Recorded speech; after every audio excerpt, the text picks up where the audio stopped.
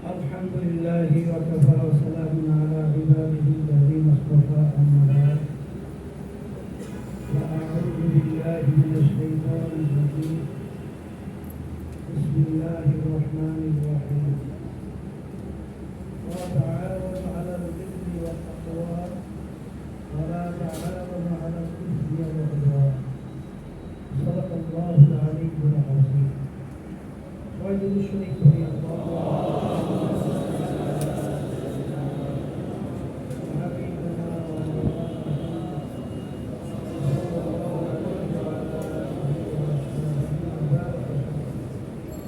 আদায় করতেছি মহান রব্বুল আলামিনের দরবারে। বাংলাদেশের অনেক জেলা আছে, অনেক থানা ইউনিয়ন আছে, বিভাগ, কিন্তু আল্লাহর খাস মেহেরবানি আপনাদের চিটাঙে ইউনিট থানা, আপনাদের সুন্দর এত বড় একটা অফিস,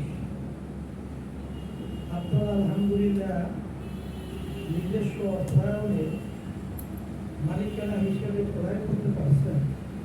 এটা বাংলাদেশে অনেক জেলা পারে,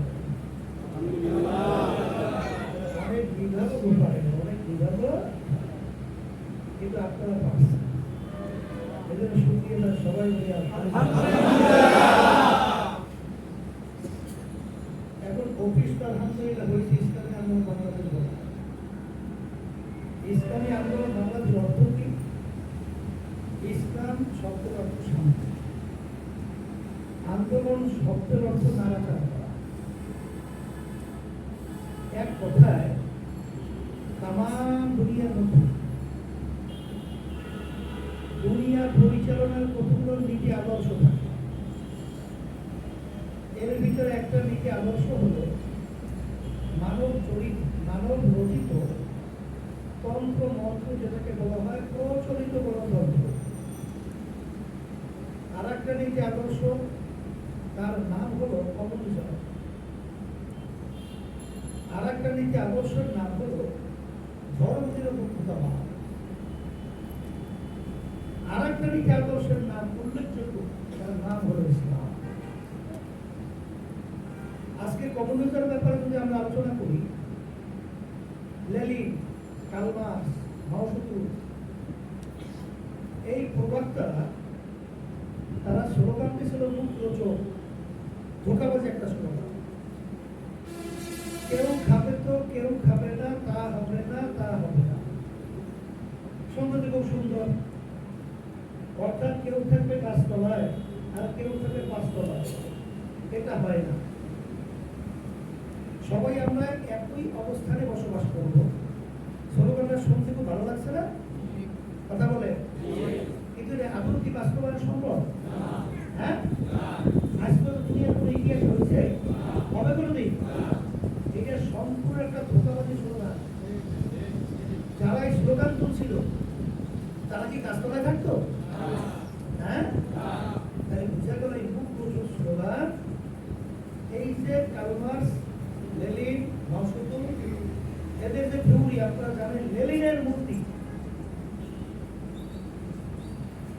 বিশাল প্রকৃতির পাথরের মাধ্যমে মূর্তি তৈরি করা হয়েছে, কিন্তু এই নীতি আদর্শের মাধ্যমে মূলত সমাজে কোনো শান্তি,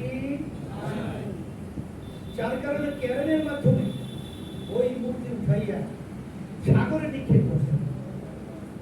অর্থাৎ বোঝাতে চায় যে তোমার এই নীতি আদর্শের মাধ্যমে আমি শান্তি পাবো না। কথা ঠিক? আচ্ছা, তাহলে এই যে এখন প্রত্যাখিত এই নীতি আদর্শের মাধ্যমে দুনিয়াতে শান্তি, আখিরাতে তো চিন্তাই নেই। আর একটা নীতি আদর্শ বলছিলাম প্রচলিত গণতন্ত্র, যেটার উল্লেখযোগ্য প্রবক্তা ছিল আমেরিকার প্রাক্তন প্রেসিডেন্ট আব্রাহাম লিঙ্কন। আব্রাহাম লিঙ্কনের প্রচলিত গণতন্ত্রের থিওরি ছিল ঠিক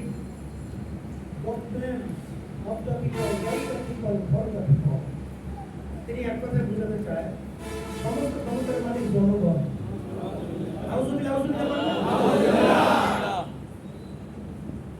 কথা বলেন নাই?